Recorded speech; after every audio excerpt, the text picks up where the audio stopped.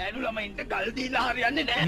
මේක ඇත්ත පප්පේ. අපි එයාට දෙමු සින්දුවක්. පොඩකින්ද ආදර මල් ඔව් පවෙනි. පප්පේ අපි මේ වගේ එකක් කියමු.